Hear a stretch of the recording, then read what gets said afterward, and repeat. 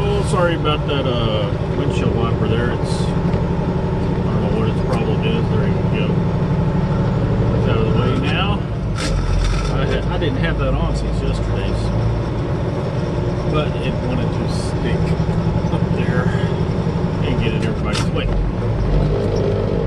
hope that you can see okay. A little update. I just thought I'd get on here. I got back from Chicago, and the load went well. I dropped it in there in Lubbock, Texas, at U.S. Foods. Multi-pick load, multi-pick cheese load, and I don't know if I'll put this part of that video or not, but update. After the fact, I took the weekend off. I had some stuff to do to my truck. I mean, it's what I did. I heard an air leak around my air dryer. You know, a lot of people will just go ahead and replace their air dryer, but you know, if you get a Bendix air dryer, if you're lucky, you may. I mean, you can put a cheaper one on there that costs about $100 or so, and I don't blame you if you do that. I'm thinking about doing it, and I just might do it, but you may have to make some brackets for it because it's probably not going to match your mount on your Bendix. If you put a cheaper one on, and you can get a cheaper one for about $100 or a little more, you know, just depends. But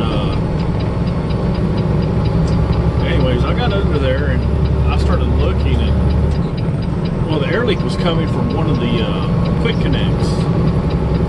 So instead of going to buy $100, you know,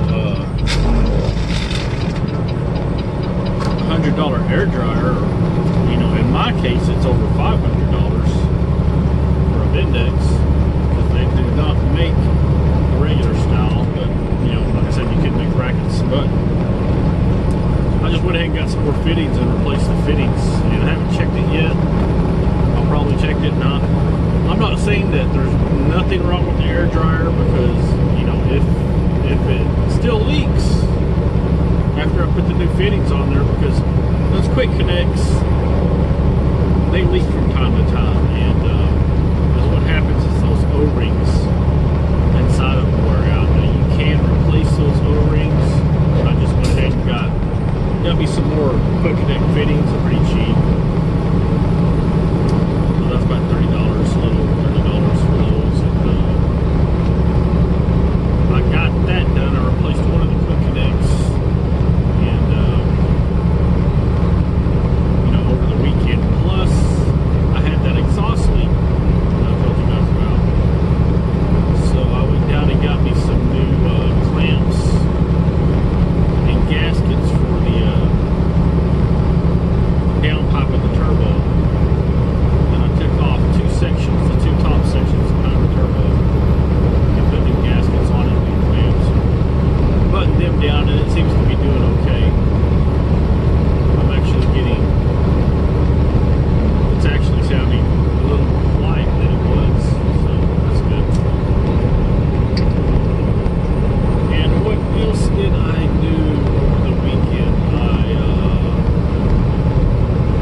As far as the truck goes, I replaced the windshield washer fluid reservoir. It came in, I ordered it online for like $50. I already had the motor. The motor was good. So I just ordered the reservoir, and it came with a rubber gasket for the motor.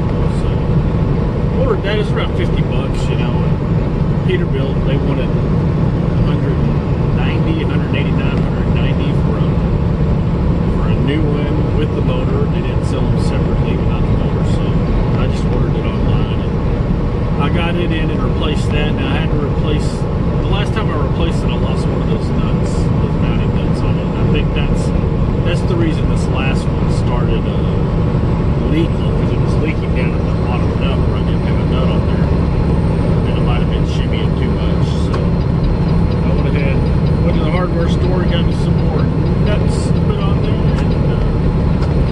buttoned it up, and it's good to go. So far it's not leaking, but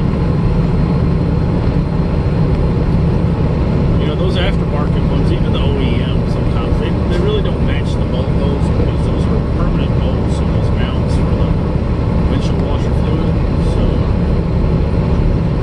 I took a little saw that I have with me and I cut some of that bolt hole out of that windshield washer fluid to get it to fit better. So hopefully it'll hold on there and not leak and not be so crimped on there where it's going to develop a crack again. First time I replaced it, I had that problem. I think it was just so awkwardly on there. The OEM washer reservoir that, you know, it was kind of bound up on there. So anyways, I relieved some of that pressure on that mounting. And hopefully that works. But we got those things done this weekend now. I need to go to the house and put some more Christmas stuff out in the front yard as per requested. Not my idea, but as per requested, that's what I did. So it was a pretty busy weekend.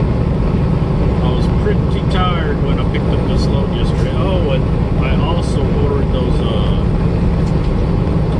fifth wheel plates. Not the actual fifth wheel, but the pads that go on top of them. I got those in, and I tried to take those bolts off because there's like 6 bolts on each side of the fifth wheel, or the fifth wheel pad that holds those pads on there. And I tried to put my torque wrench on there, and I tried to bust them loose with my DeWalt battery charged torque gun, and they wouldn't budge. So I just took them down to the shop. You know, they tried their torque gun on it too, and they tried a torque wrench on it, and it was pretty tough. So what we ended up doing was heating the bolts up. Not really the bolts, kind of around the bolts, you know, on the fifth wheel. Having to heat those up, and they busted loose pretty easy after that. So little tip for you guys, you know, if you are replacing your pads on your fifth wheel, you may need a torch to heat up that area around those bolts. Now, if I had a torch, I already knew that I should give that a try, but I don't have a torch. I have all the tools, I just don't have a oxygen and acetylene torch to heat up with. So took by the shop, got that done. So that's 4 things I did on the truck. And it may be late for this load because I had to wait for those fifth wheel plates to come in from Peterbilt. We got them in Monday, and today is Tuesday, but it still put me behind because I had to wait to go pick up those plates. And you know, get them put on at the shop, so I wanted them on there, so I would have those new pads, and it wouldn't put, you know, a lot of pressure on my fifth wheel because one of the other pads was torn in half. You know, the trailer wasn't even setting on that part of the fifth wheel, so I got that done. But it did put me behind a little bit for this load. It didn't put me behind for the first drop. I dropped that at Costco in Dallas this morning.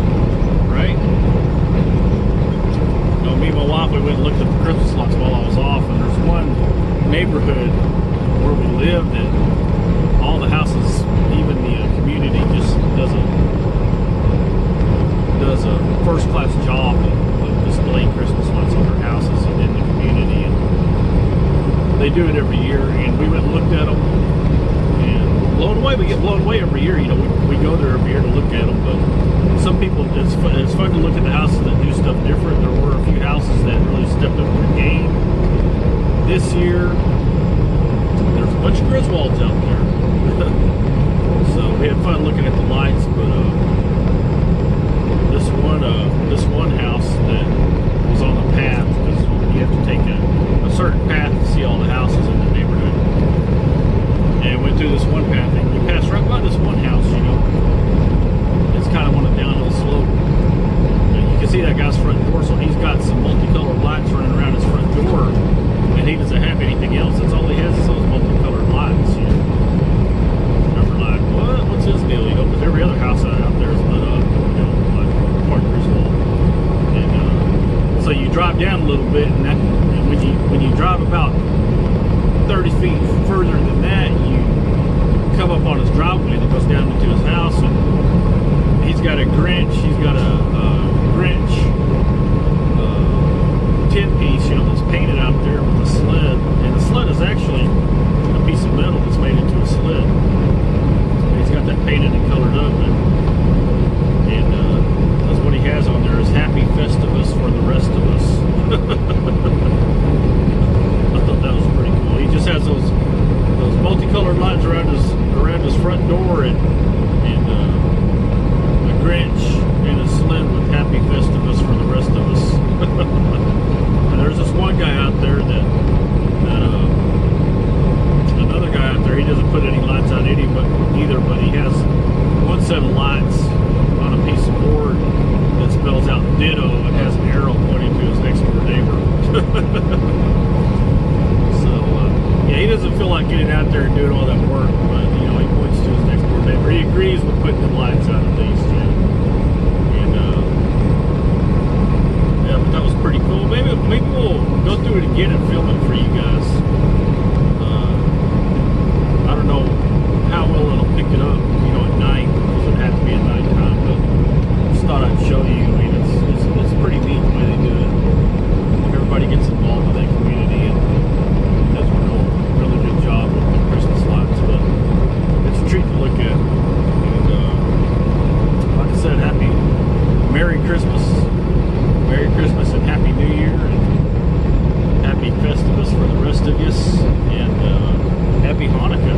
So a little update. We're going to get down here to the pilot and try to find a spot, and just kind of twiddle our thumbs, I guess, for a little while until tomorrow morning. Right later. But yeah, I am hoping to get down here to get hopefully have a better internet connection. Maybe I can upload a video if I do have a better connection. Because I stopped at that DA in Terrell, you know, to get some time back, and the internet connection there wasn't very good. So hopefully we'll have a better one over here. I kind of doubt it, so I kind of doubt I'm going to be able to upload a video. I need to get some uploaded because I am way behind on my video clips, and I need to transfer those videos as soon as I make them. But I just didn't have time to do that. You know, working on the truck this weekend and doing some more honeydew Christmas stuff. You know, I just didn't have the time to edit. Editing, so I can do some editing, but as far as uploads, I can do some editing when I get in here, but as far as uploads, I doubt that I'm going to be able to. But if it does have a good internet connection down here, then I'll do that. You know, I'll try to keep it just for a couple of clips, and we'll just work our way into the Chicago run, which is, you know, basically the clip that I'm going to get up. But get down here and try to get that done. Thoughts and prayers that I have a good internet connection to come on. Well, the weather turned kind of a little dreary and wet further east we traveled today, so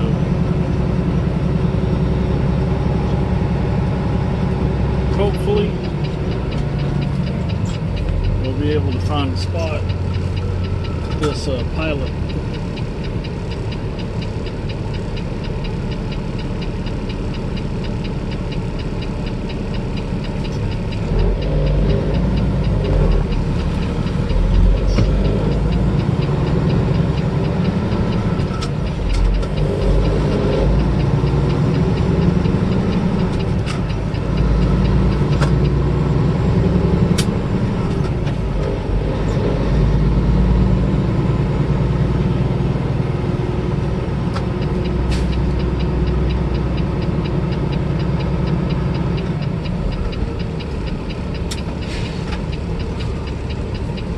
Truck entrance. Oh yeah, there's some spots available, which is good.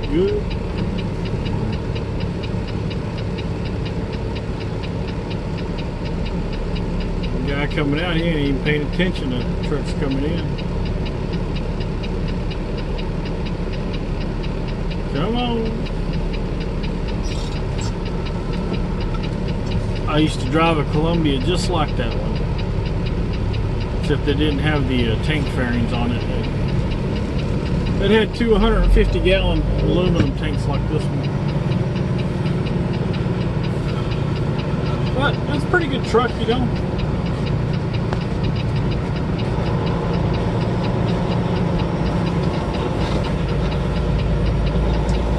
Where, oh where can we park today?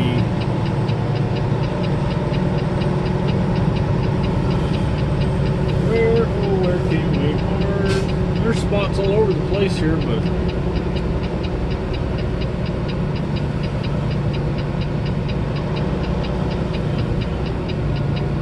should have came in that other way, I guess. I'll tell you what I'm going to do. I'm going to park right there.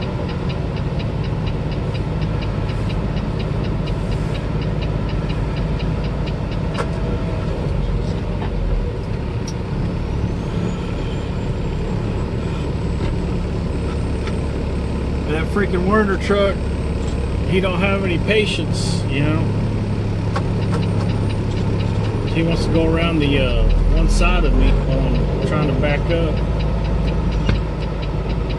No, dude, this isn't a truck parking lot. Just come on around, you know.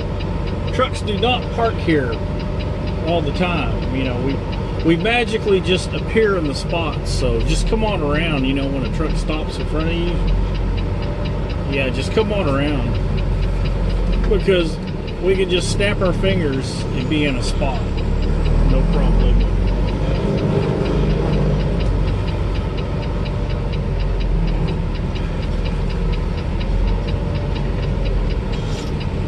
At least that dude stopped. I didn't even see him. Yep, that's a problem that we have. That's a problem that we have. I may pull up and back up on this other spot, because this guy is a freight booker, and he might want to, unless this guy gets in beside me. I think he's going to take that other one, so I'm going to do him a favor, and I'm going to move over one spot.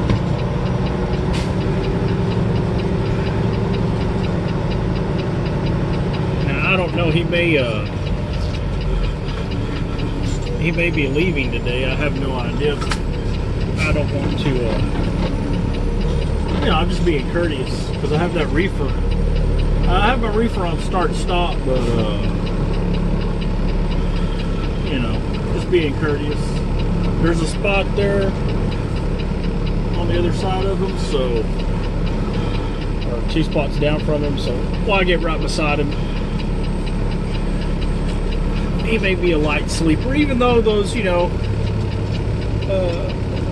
people bitch about, you know, oh God, the reefer truck is right beside me, I can't get any sleep. Well, I guarantee you that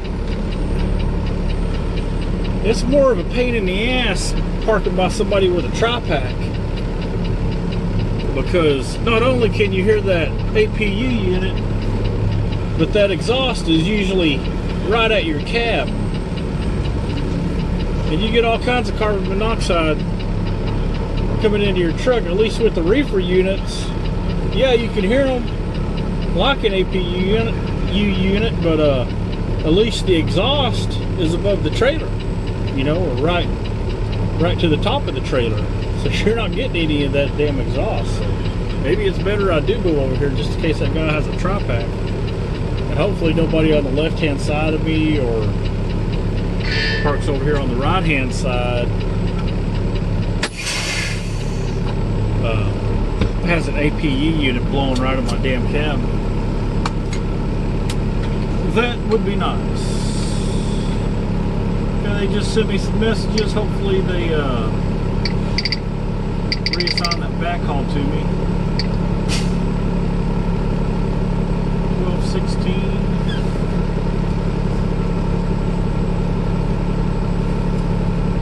So I guess that's any time I'm on 1216. But yeah, because of that fifth wheel, waiting on that fifth wheel pad slowed me down, put me back on the second drop. They rescheduled it for the next morning. So the backhaul I was supposed to pick up,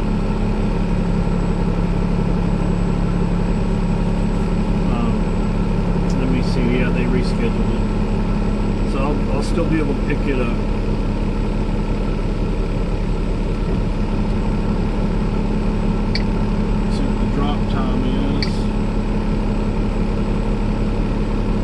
Pick it up tomorrow, anytime after 12 midnight tonight. It's basically anytime tomorrow. And new stock times 17.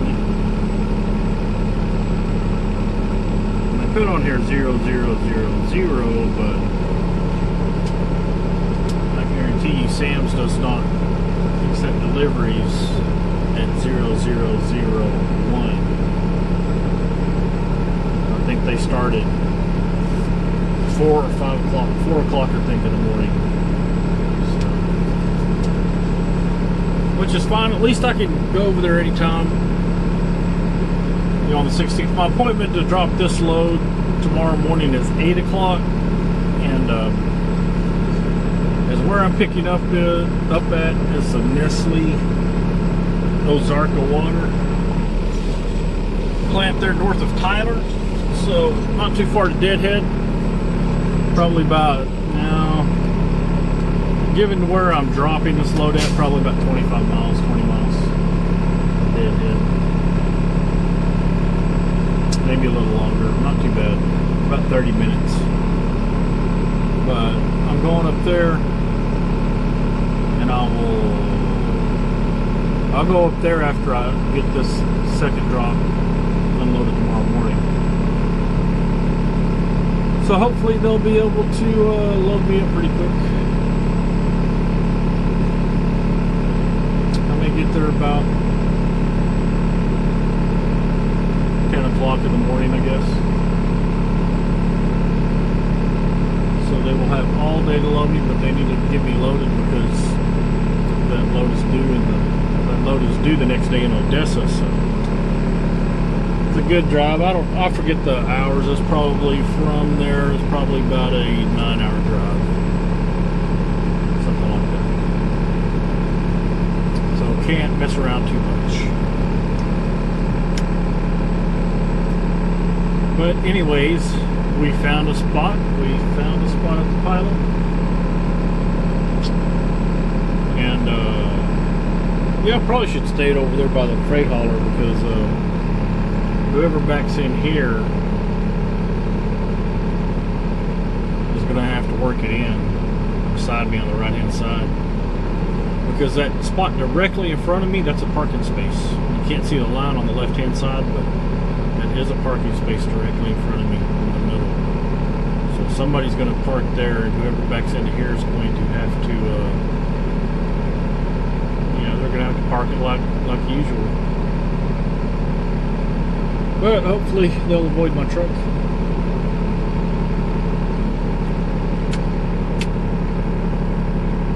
we'll see what tomorrow brings, people. Good day. Well, hello again. We were going to try to stay at this pilot that we pulled into, but I've been here about an hour and a half, and I cannot seem to get a connection here.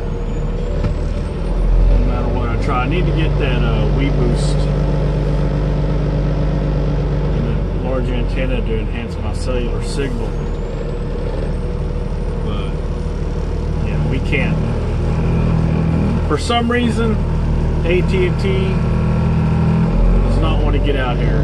We're kind of in a hole right here anyway, so we're going to go down here. There's a Cefco down the road, so we're either going to go to that Cefco or that Texas Best truck stop.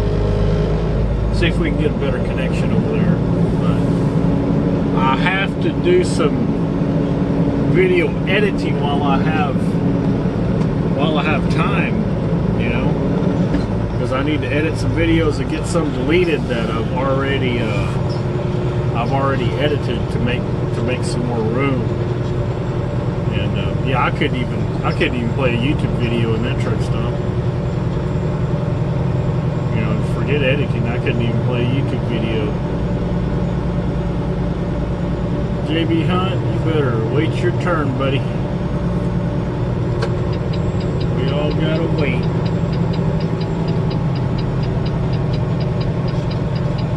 Luckily, I have enough time on the clock where I can go down there and still reset my time. I have plenty of time left today, but this is going to be tricky trying to get out of this truck stop because of this street right here goes right into Tyler, Texas, and there's people coming in and people coming out on this 2-lane FM road. Like I said, I like to do some more recording, but I don't have much memory left to do it with, so we'll stop it here and we'll get back to you. Alright, we made it to Texas Best Barbecue truck stop. Now there is a Cefco across the street that's a really nice truck stop, but I think we'll stay here, you know, that way I can get some barbecue tonight. Come out. Now that Cefco across the street, it does have a Subway and a Carl's Jr. So, you know, I've stayed there before. But I think I'd rather have barbecue tonight, so I'm going to stay over here. Now, another advantage to the Cefco is that they do have showers over there, so they don't have showers over here at the Texas Best. And I forgot what truck stop chain the parent company of this truck stop chain, but I forget the name of it. Stuckey's, I think. Stuckey's, I think, yeah. It's a Stuckey's. But it's called Texas Best Barbecue, and they do make some really, really good barbecue. If you're wondering the exit of this, it is 571A off of I-20 in between Shreveport and Dallas. Now I gotta get back in here.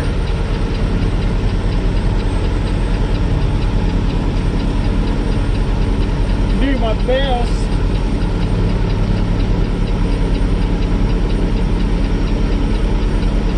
Yeah.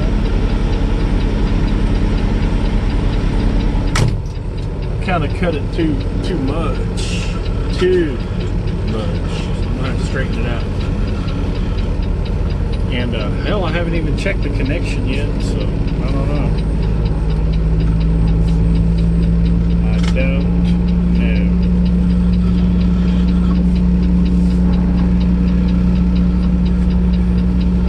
Try to put it by that flatbed because that's where I was originally going to try to put it at. I don't know if there's enough room. I want to pull forward again, straighten it out.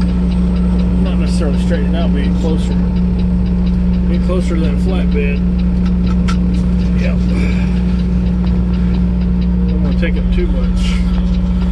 I see where the line is, and I need to move over about a foot more to the left to be in between that line. You can barely see the line though. That's the whole problem. That's what screwed me up in the first place. Come on, truck.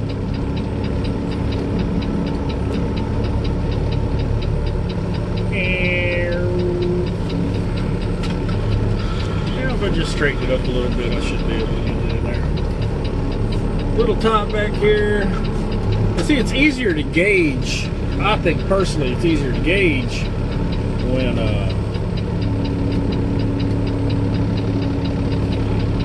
when you actually have trucks and trailers on either side of the spot. That way, you can tell. You don't need a line, you know. You just go by the spot of the truck and trailer that's on either side of your parking spot. So, but we got it in there, safe and sound, beside an empty flatbed. I'll show you. See there? We got it in there, safe and sound, beside an empty flatbed. Nobody on the other side of us.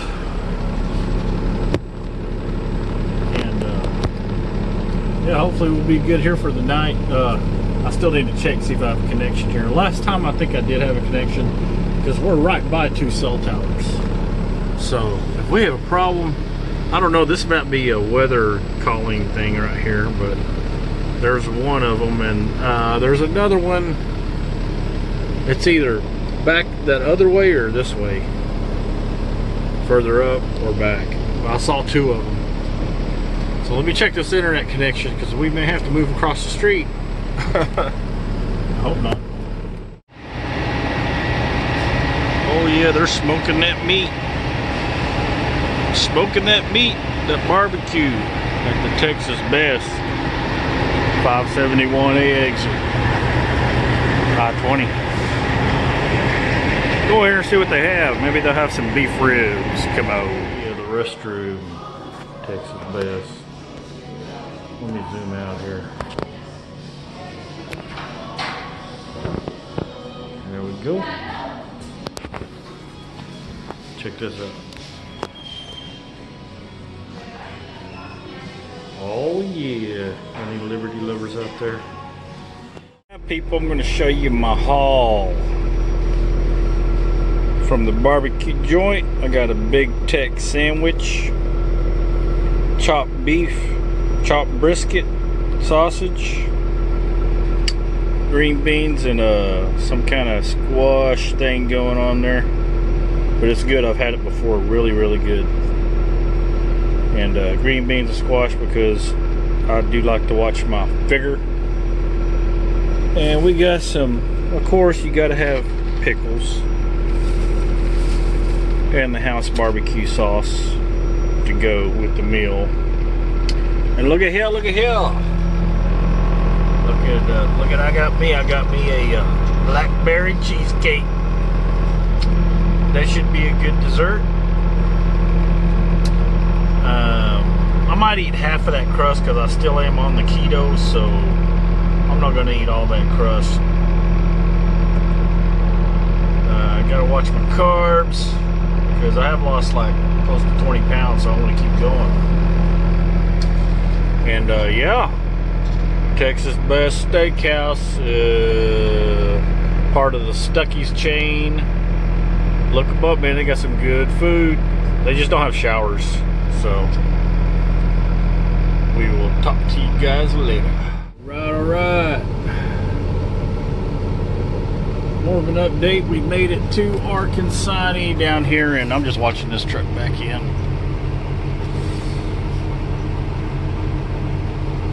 He's doing a good job. Like a brand new Freightliner, I think. Maybe, nah, maybe a year old, year or 2 old. Looks brand new anyway. We made it to Arkansas down here in Tyler, Texas. They did, if I didn't tell you before, they did put off this second drop to the consignee until the next day because I guess they did not want to unload trucks after lunch yesterday, so they rescheduled this second drop for this morning, the 16th of December. So that's what we're doing now, and we had to reschedule that Nestle Ozarka load for today, which they were happy to do. And I guess I'm glad they did. You know, it pays for the fuel going back. It's kind of out of the way because I have to go all the way to Odessa, but hey, it pays for the fuel. It didn't matter to me whether I would take that load or not, you know, because I do make a little bit of money on it, you know, probably $300 to $400 on the load after fuel and stuff. But I could have just deadheaded back, you know, it would have cost me $100, you know. And but as long as you're making money, that's a good thing, right? As long as that price per mile isn't too low to where you can't afford to pay your equipment, or that's where it's costing you money after you put fuel in. So we're gonna get this unloaded, and depending on what the inside of the trailer looks like, we will go over there to Nestle Ozarka, because it's not too far from here, probably about 30 minutes, and try to get loaded. Go check in over there and try to get loaded. Now if I have to get this trailer washed out, I'm gonna have to find a spot to wash it out. There's not too many places around here to wash the trailer out with, but we will try to get that done. And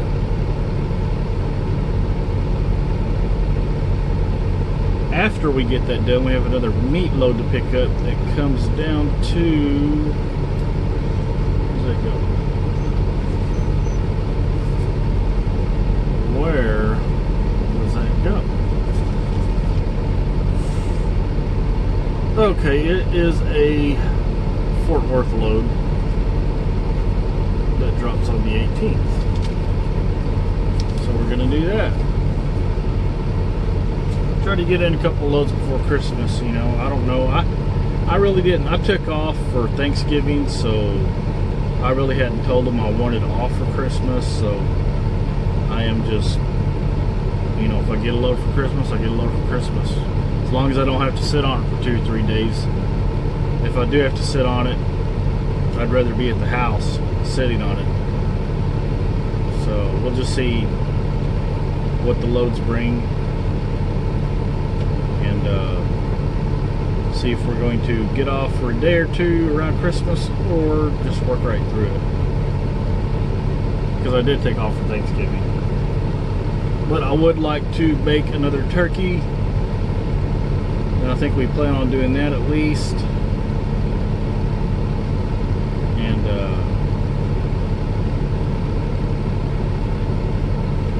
I've got all the lights done and everything, and I mean, well, my wife can handle the rest of it.